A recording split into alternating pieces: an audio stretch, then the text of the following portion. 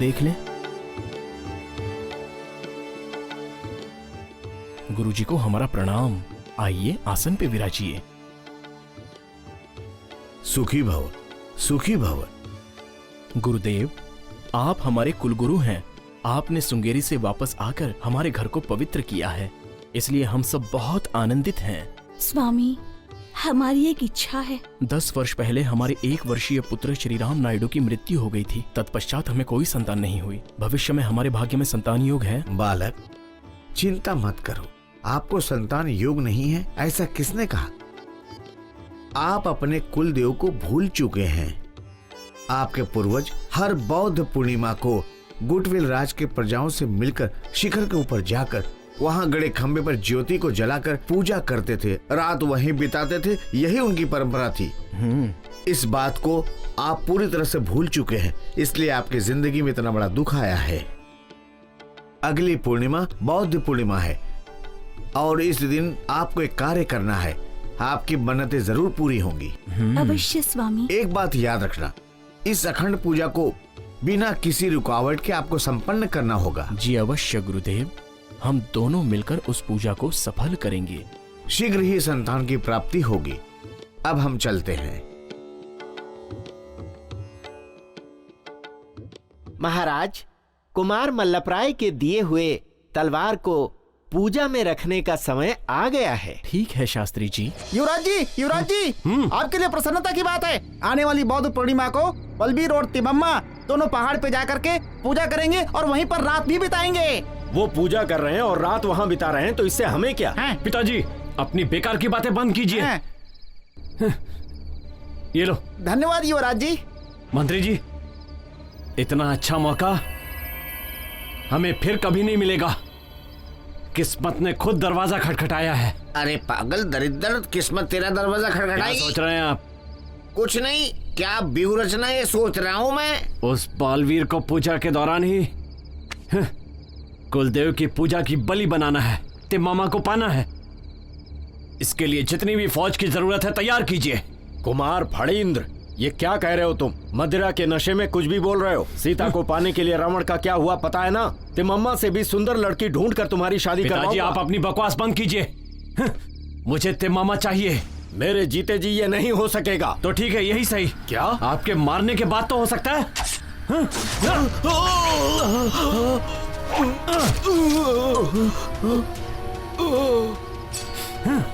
इसको अगर सच बता दूंगा तो मुझे भी मार देगा। कोई है वहाँ? जी युवराज। इस लाश को ले जाओ। ठीक है युवराज। युवराज? युवराज नहीं, आज से मैं महाराज हूँ। महाराज, हमारे पास बालवीर पर हमला करने के लिए मजबूत सेना नहीं है महाराज। उसके लिए गुर्रम कोंडा नवाब की मदद लेना होगा। मेरी पहचान से उन नवाबों से आपकी पहचान करवा देता हूँ। आप उन लोगों को झूठ मूठ बातें बताकर हमला करने के लिए मदद ले लीजिए। ठीक है, आप बंदोबस्त कीजिए। ठीक है महाराज। बाप रे, बाप रे।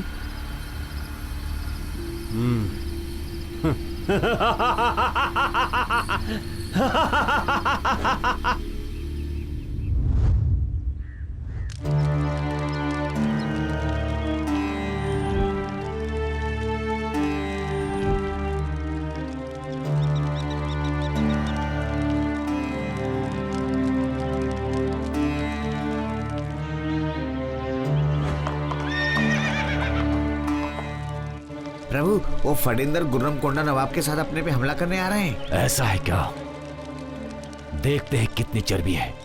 अब क्या करेंगे? मैं सेना के साथ जाकर उसका खात्मा करके आऊंगा। चलो।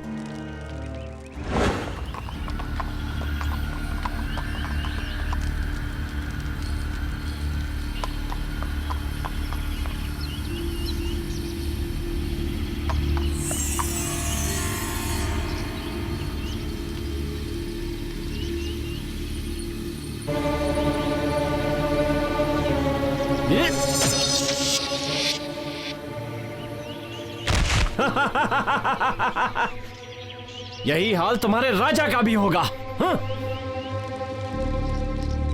हाँ?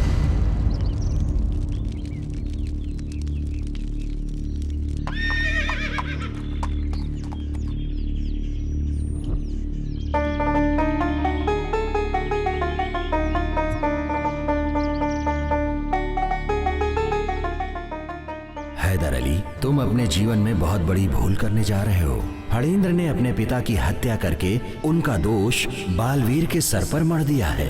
तिमम्मा को पाने के लिए ये कलयुगी रावण ऐसा कर रहा है। बालवीर तिमम्मा पुण्य दंपत्ति हैं, उनके साथ देवताओं का आशीर्वाद है। तुम उन लोगों का बुरा करोगे तो तुम्हारा भी बुरा होगा। मेरी बात मानकर तुम वापस लौट जाओ।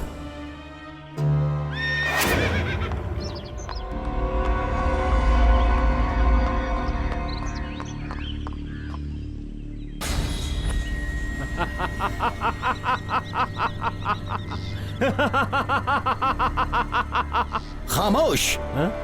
झूठ बोलकर गुर्रम कोंडा से गुडवेल बुलाया। उस बालवीर की अच्छाई के बारे में अल्लाह ने अभी हमें बताया, इसलिए मैं तुम्हारी मदद अब बिल्कुल नहीं करूंगा। नवाब, अपनी बात से पलटो मत। चुप। अपनी बात से नहीं पलट रहा हूं फणींद्र। तुम्हारी चालबाजी पता चल गई। तुमको दिया हुआ अपना वादा भी वापस लेता हूं। तुम बालवीर से डर रहे हो। मुझे छेड़ो मत फणींद्र। उस बालवीर के हाथों से तुम्हारी मौत निश्चित है। ठीक है, पहले उसे मारूंगा, उसके बाद तुझे देखता हूं। यह सब तुम्हारे बस की बात नहीं।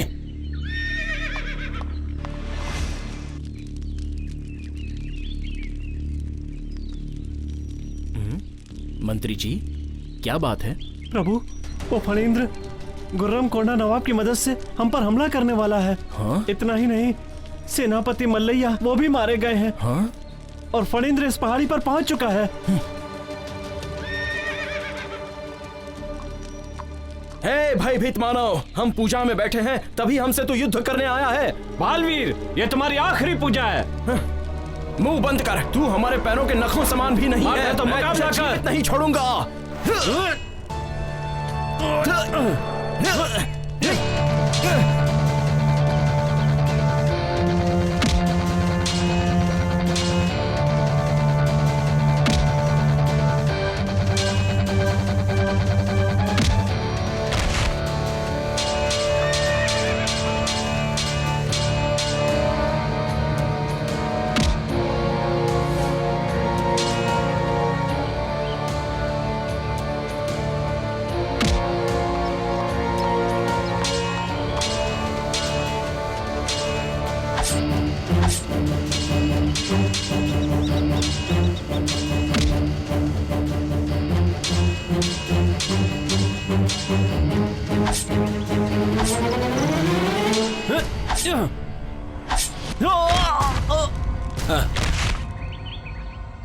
या अल्लाह,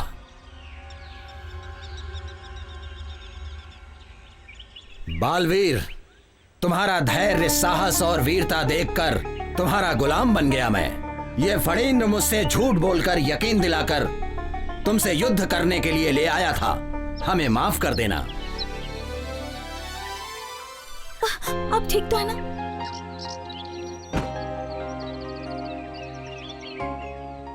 बालवीर की जय, बालवीर की जय, बालवीर की जय।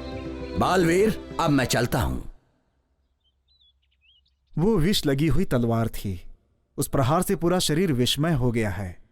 उन्हें ठीक करना बहुत मुश्किल है। ये आप क्या कह रहे हैं वैद्य जी? हाँ, उस दुष्ट फणींद्र ने इन पर दुश्मनी से जहरीले तलवार से युद्ध किया। हाँ बेटी, मुझे आज्ञा दीजिए।